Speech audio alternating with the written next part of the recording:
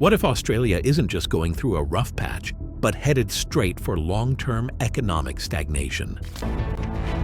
Australia's economy is facing major challenges. The immediate focus is on this global economic uncertainty. A good way of figuring out the health of an economy is how much people spend versus their income. Australia's household debt is over 200% of household income. That's one of the highest in the world. In comparison, the US is around half this. And then there's the issue of productivity. Right, and if you don't get ahead of it, we will have an economic crisis of some sort. We will be forced to deal with it, and we will not have the control that we would have if we were doing it as a bad recession. You know, that we're not making the tough decisions. We're trying to get through as easily as possible. And the reality is, I think we are on a pathway to an economic crisis. So a big cost is on the way. And how do people swallow that? Chapter 1. A troubling trend. Behind the headlines. Australia has long been considered an economic success story. With nearly 3 decades of uninterrupted growth, global observers often called it the miracle economy. But now, that miracle is starting to fade, and fast. Behind the glossy headlines of post-pandemic recovery and record-low unemployment lies a different reality. GDP growth is stalling, real wages are shrinking, small businesses are folding, productivity is collapsing, and households are buckling under unsustainable debt.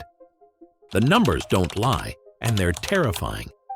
In 2024, Australia's GDP growth came in at just 1.5%, its slowest non-recessionary pace in over a decade. And in early 2025, projections suggest it may drop even further to around 1.2%. For a country reliant on strong population growth and exports, that's a serious red flag. What's driving the slowdown? A toxic mix of weak consumer demand, falling productivity, crumbling infrastructure, and an overdependence on volatile sectors like mining and construction. Chapter 2. The Wages and Productivity Crisis.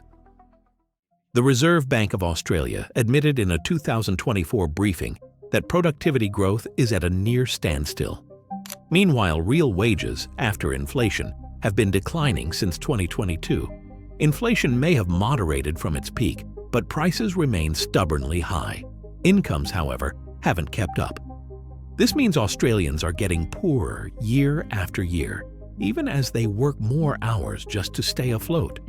Young workers are especially hard hit. They're more likely to be in insecure jobs, gig work, or industries with little wage bargaining power. And with rent and mortgage costs exploding, their disposable income has evaporated. Australia now has one of the highest levels of household debt in the world, sitting at over 120% of GDP. That's not just high, it's extreme. A massive portion of this debt is tied to housing. With interest rates rising over the last 2 years, mortgage repayments have ballooned. Thousands of households are now classified as mortgage stressed, meaning they spend more than 30% of their income on repayments. Some regions have reported 50 to 60% of borrowers in this category. This isn't sustainable. Any further interest rate hikes or even sustained pressure at current levels could push many over the edge. Chapter 3. The Collapse of Business Confidence. Small and medium-sized businesses, the backbone of Australia's economy, are closing their doors at alarming rates. In 2024 alone, over 12,000 construction and retail businesses filed for insolvency. Rising material costs, supply chain disruptions, labor shortages, and sky-high insurance premiums have made turning a profit nearly impossible. Confidence surveys show that more than 45% of small business owners expect conditions to worsen in 2025. And with minimal government relief and inflexible tax obligations, many are simply giving up. Australia's housing market, once a pillar of national wealth, is now a source of extreme instability. Prices remain high despite increased supply in some areas, fueled by investor demand and government incentives. But at the same time, rental vacancies have hit record lows, and rental costs have surged 30 to 40% in just 2 years. Young Australians can't afford to buy, and they can't afford to rent. That creates a massive bottleneck in labor mobility and economic participation. Even worse, developers are holding back supply due to unaffordable construction costs and regulatory bottlenecks. The whole system is jammed. Chapter 4: Immigration without infrastructure. Net migration hit over 700,000 in 2023, a historic high. And while immigration supports GDP growth on paper, it's placing unprecedented strain on housing, transport, healthcare, and schools. Cities like Sydney, Melbourne, and Brisbane are bursting at the seams. Traffic congestion, hospital wait times, and school overcrowding have all worsened. And with no coordinated plan for infrastructure expansion, the economy is cracking under its own weight. Chapter 5: The China Dependency Dilemma.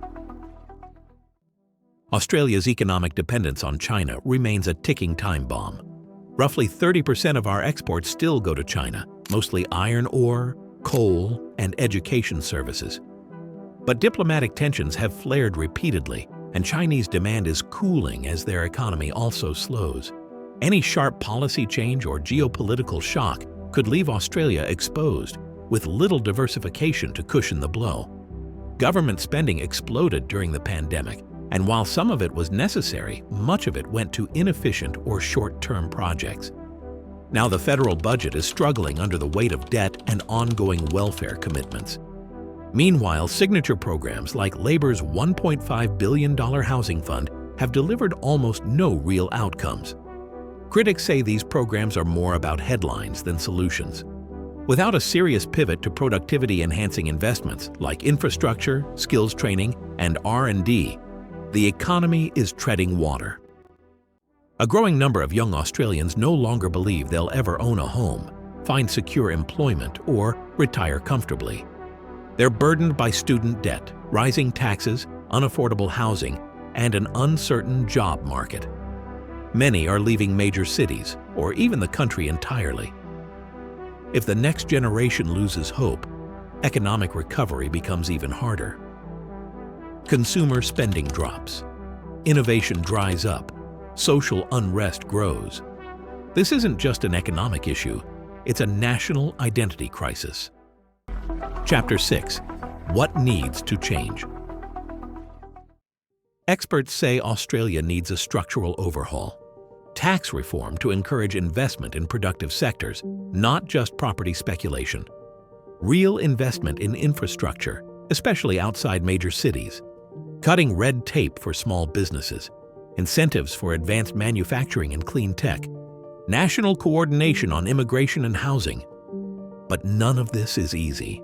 And with political gridlock and short-term thinking dominating Canberra, few believe real reform is coming. Final thoughts. The mirage is fading. Australia's economy isn't crashing, but it is stalling. The danger is that stagnation becomes the new normal.